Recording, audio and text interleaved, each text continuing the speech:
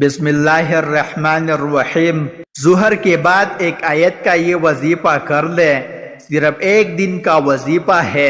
یہ آیت حضور صلی اللہ علیہ وسلم پڑھتے تھے، لوگ دروازہ کٹکھٹا کر پیسے دے جاتے تھے۔ محترم ناظرین، نماز ظہر کے بعد ایک آیت پڑھ لو، اس آیت نے لوگ ارب پتی بنا دیا ہے۔ یہ آیت حضرت محمد صلی اللہ علیہ وسلم پڑھتے تھے، 7 نسلوں کی رزق کا انتظام ہوگا۔ ایک ایسا عمل جس کے کرنے کی برکت سے انشاءاللہ اللہ پاک ہر قسم کی پریشانی اور مشکل کو دور فرماتے ہیں۔ نبی کریم صلی اللہ علیہ وسلم خود روزانہ یہ وظیفہ پابندی سے کرتے تھے۔ ہر مشکل کا پوری حل یعنی یہ نبوی وظیفہ ہے۔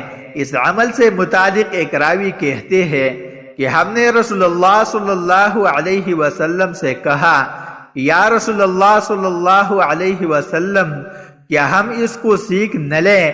آپ صلی اللہ علیہ وسلم نے فرمایا، کیوں نہیں؟ یہ کلمات اس لائق ہے، جو بھی انہیں سنے وہ اسے سیکھ لے۔ آپ صلی اللہ علیہ وسلم جس قرآن کی تعلیم فرماتے، اپنے عملی زندگی میں اس کو قابل تقلید بنا کر پیش کرتے۔ قرآن کے بعد اگر کوئی چیز ہے تو وہ صاحب قرآن کی سیرت مبارک ہے۔ پیغمبر اسلام صلی اللہ علیہ وسلم کی سیرت و اخلاق کی عظمت کے آگے اور ان کے قول و عمل کی صداقت سے سند حاصل کیے بغیر دنیا کا کوئی انسان اخلاق کے اعتبار سے بڑا نہیں بن سکتا۔ اللہ تعالیٰ نے رسول اللہ صلی اللہ علیہ وسلم کو ایک مثالی نمونہ بنا کر دنیا میں بھیجا ہے اور لوگوں کو یہ ہدایت دی ہے کہ زندگی کے ہر شعبہ، ہر دور، ہر حال میں اس نمونہ کے مطابق خود کو بھی بنیے اور دوسروں کو بنانے کی فکر کرے۔ لہٰذا آپ کو کسی بھی قسم کی پریشانی ہو، دنیاوی یا دینی ہو، جسمانی یا کاروباری پریشانی ہو، آپ کی اولاد کے رشتے نہ آنے کی پریشانی ہو، ملازمت یا کاروبار میں نقصان ہو رہا ہو، ملازمت نہ مل رہی ہو، امتحانات میں کسی مشکل کا سامنا ہو، کسی بھی قسم کی پریشانی جس میں آپ مبتلا ہو، جس کی وجہ سے آپ پریشان ہو، تو آپ اس مختصر اور آسان عمل کو اپنی زندگی کا معمول بنا لیجئے۔ انشاءاللہ اس عمل کی برکت سے اللہ پاک اپنا خاص فضل فرمائے گے۔ تو ناظرین، اگر آپ چاہتے ہیں کہ آپ کو اس وظیفے کا پورا فائدہ ہو تو اس ویڈیو کو آخر تک ضرور دیکھیے گا۔ ناظرین، انسان کو زندگی میں بہت سے کاموں میں کامیابی چاہیے ہوتی ہے، لیکن بعض اوقات اسے بہت زیادہ محنت اور کوشش کے باوجود کامیابی نہیں ملتی۔ بعض افراد کی خوشی چھوٹی سی کامیابی میں ہوتی ہے، لیکن اسی چھوٹی سی کامیابی کو بھی وہ جان توڑ کوشش کے باوجود حاصل نہ کر پاتے۔ اصل میں کامیابی کا دارالمدار اچھی قسمت پر ہوتا ہے۔ اگر قسمت اچھی ہو تو کامیابی خود چل کر فرد کے پاس آتی ہے، لیکن اگر قسمت اچھی نہ ہو تو انسان اپنی کامیابی کے لیے اپنے حالات ایسے کر لیتا ہے کہ وہ ایک وقت کی روٹی سے بھی محروم رہتا ہے۔ یہ وہ مقام ہے جہاں انسان کو کامیابی کے لیے اللہ کی غیبی مدد کی ضرورت ہوتی ہے، اور اللہ کی غیبی مدد حاصل کرنے کے لیے سورہ فتح آیت کا ایک وظیفہ کمال کی برکت کا حامل ہے۔ ناظرین، امتحانی زندگی میں ہو، اسکول، کالج، یونیورسٹی، آفس یا کسی بھی ادارے میں ہو، تو اس میں کامیابی حاصل کرنے کے لیے آپ ہر فرض نماز کے بعد 3 مرتبہ درود ابراہیمی اور 10 مرتبہ سورہ فتح کی آیت 1 کا ورد کریں۔ انشاءاللہ کامیابی کے لیے کی گئی آپ کی محنت ضائع نہیں ہوگی۔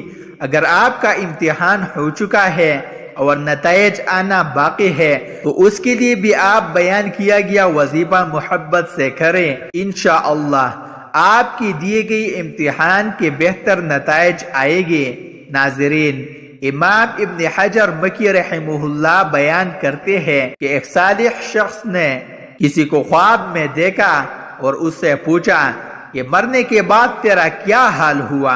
اس نے بتایا کہ اللہ سبحانہ و تعالی نے میرے بخشش فرما کر جنت میں بیچ دیا۔ صالح شخص نے اس سلوک کا سبب پوچھا تو اس نے بتایا کہ جب فرشتوں نے میرے اعمال تولے، میرے گناہوں کو شمار کیا اور میرے پڑھے ہوئے درود پاک بھی شمار کیے تو 100 درود گناہوں سے بڑھ گئے، جبکہ باقی سب نیک اعمال سے میرے گناہ زیادہ تھے۔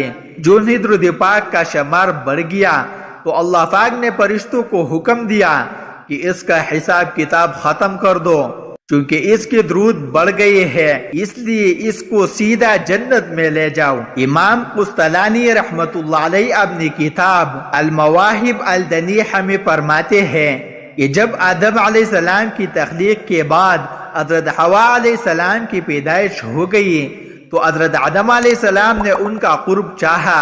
اللہ تعالیٰ نے فرشتوں کو حکم دیا کہ پہلے ان کا نکاح ہوگا، اور مہر کے طور پر دونوں کو حکم ہوا کہ 20 مرتبہ میرے محبوب ختم المرسلین صلی اللہ علیہ وسلم پر درود پڑھے۔ ایک روایت میں 3 مرتبہ بیان ہوا ہے، چنانچہ انہوں نے 20 مرتبہ یا 3 مرتبہ درود پڑھا اور حضرت حوا علیہ السلام ان پر حلال ہو گئے۔ کون ایسا شخص ہے جو یہ نہیں چاہتا کہ اس کی زندگی پرسکون ہو، اس کو زندگی میں کسی بھی قسم کی پریشانی نہ ہو، مال و دولت کے انبار لگی ہوئی ہو؟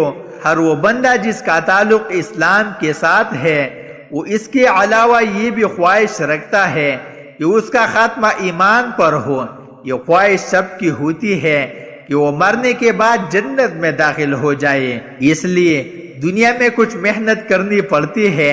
بغیر محنت کی کوئی بندہ کسی عام دنیاوی مقام کو حاصل نہیں کر سکتا۔ آخروی نعمتیں اور آخروی مقام بغیر محنت کے حاصل کرنا ناممکن سی بات ہے۔ ناظرین، اس کے علاوہ حمل کی آسانی کے لیے ایک خاص وظیفہ ہے۔ ناظرین، ایک خاتون ہمارے پاس آئے اور کہا، اللہ تعالی نے مجھ پر کرم کیا ہے اور اگلے مہینے میری ڈیلیوری ہے۔ مجھے کسی نے بتایا ہے کہ یا باسطو یا فتاح یا کریم بکثرت پڑھنا ہے، اس سے نارمل ڈیلیوری ہوگی۔ کیا واقعی میں اسے جاری رکھوں؟ ارشاد کر دے نہیں تو کوئی اور وظیفہ بتا دے کہ اللہ تعالیٰ کرم کرے اور آپریشن سے نجات ہو جائے۔ سورۃ مسئولہ میں مذکورہ وظیفہ پڑھنے میں کوئی حرج نہیں ہے، نیز آپ یہ وظیفہ بھی پڑھ سکتی ہے۔ آپ کو چاہیے کہ روزانہ سورہ مریم کی تلاوت کریں۔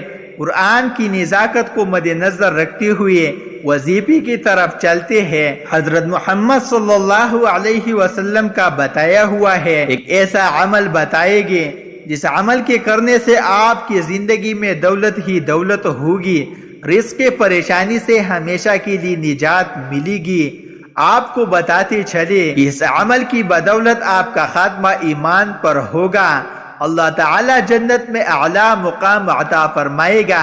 یہ عمل کسی عام عامل کا بتایا ہوا نہیں بلکہ روزہ رسول صلی اللہ علیہ وسلم کے جالیوں پر لکھا ہوا ہے، جس سے آپ اس بات کا اندازہ لگا سکتے ہیں کہ یہ عمل بتانے والا کوئی عام بندہ نہیں ہوگا۔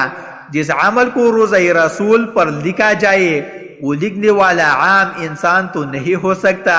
اس عمل کی تصدیق کرنے والے لاکھوں علماء کرام ہیں۔ روزہ رسول کے جالیوں پر اس عمل کو لکھا ہوا پایا گیا ہے۔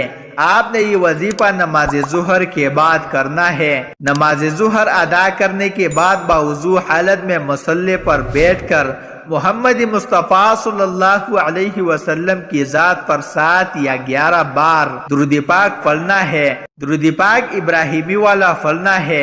ایک دفعہ میرے ساتھ بھی پڑھے، اللہم صلی علی محمد وعلی آل محمد کما صلیت علی ابراہیم وعلی آل ابراہیم انک حمید مجید، اللہم بارک علی محمد وعلی آل محمد کما بارکت علی ابراہیم وعلی آل ابراہیم انک حمید مجید۔ ناظرین، وہ عمل یہ ہے، لا الہ الا اللہ الملک الحق المبین محمد الرسول اللہ صادق الوعد الامین۔ اللہ کے سوا کوئی معبود نہیں جو حقیقی بادشاہت کا مالک ہے۔ محمد صلی اللہ علیہ وسلم اللہ کی رسول ہے جو عہد کا سچا امانت دار ہے۔ یہ بہت مختصر عمل ہے، اس کو ہر کوئی بآسانی یاد کر سکتا ہے، آپ کوشش کریں اس کو زبانی یاد کر لیں۔ اس مختصر وظیفے سے آپ کی دنیا و آخرت سنور جائے گی۔ نماز ظہر کے بعد اس وظیفے کو 41 مرتبہ پڑھا کرے، یہ چھوٹا سا عمل بہت فوائد دے دے گا۔ اس کے بعد آپ نے سودانوں کی ایک تسبیح پر استغفار کی تسبیح کرنی ہے۔ استغفار کے بہت سے فوائد ہیں جن میں سے چند درج ذیل ہے۔ نمبر 1، استغفار گناہوں کی بخشش کا ذریعہ ہے۔ نمبر 2، استغفار گناہوں کی مٹانے اور درجات کی بلندی کا ذریعہ ہے۔ نمبر 3، استغفار بارش کے نزول، مال و اولاد کی ترقی اور دخول جنت کا سبب ہے۔ نمبر 4، استغفار ہر طرح کی طاقت و قوت کی زیادتی کا ذریعہ ہے۔ نمبر 5، استغفار سامانی زندگی کا سبب ہے۔ نمبر 6، استغفار بندے کی دنیاوی اخروی عذاب سے بچاؤ کا ذریعہ ہے۔ نمبر 7، استغفار نزول رحمت کا سبب ہے۔ ان وظائف سے ایسا معجزہ ہوگا کہ آپ لوگوں کی قسمت ہی بدل جائے گی۔ اللہ پاک ہر قسم مشکل کو ختم فرما دے گے۔ رزق اور دولت کی ایسی پرواہ نہیں ہوگی کیونکہ پیسہ آپ سے ختم نہیں ہوگا۔ میرے اللہ پاک سے دعا ہے کہ اے میرے اللہ، اے میرے غفور رحیم اللہ، ہم سب کی جو مشکلات ہیں ان کو آسان فرما۔ میرے اللہ ہم پر اپنی مہربانی فرما دے، خاص کرم فرما دے، اور میرے اللہ یہ جو سال ہے ان کو خوشیوں کا سال بنا دے۔ میرے اللہ جو ہم نے غلطیاں جو ہم سے کوتاہیاں ہو گئی ہے، میرے اللہ اپنے پیارے حبیب صلی اللہ علیہ وسلم کی صدقے ہمیں معاف کر دے۔ محترم ناظرین، جب بھی دعا کیا کرو تو عاجزی کے ساتھ گڑ گڑا کر دعا کیا کرو۔ جب آپ عاجزی کے ساتھ گڑ گڑا کر دعا کریں گے تو اللہ پاک آپ کی دعاؤں کو ضرور قبول فرمائے گے۔ آپ کی رزق میں، آپ کی روزی میں بہت زیادہ برکت ہوگی۔ اللہ پاک آپ سب کو اپنے حفظ و امان میں رکھے۔ اللہ پاک آپ کی مشکلات کو آسان فرمائیے، آپ کی رزق میں، آپ کی روزی میں بہت زیادہ اضافہ ہو۔ دعا ہے کہ اللہ تعالیٰ میرا سنانا اور آپ کا سننا اپنے بارگاہ الہی میں قبول اور منظور فرمائیے۔ آمین ثم آمین۔ تمام احباب سے گزارش ہے کہ اللہ تعالیٰ کے 99 ناموں میں سے ایک نام ضرور ٹائپ کریں۔ شکریہ۔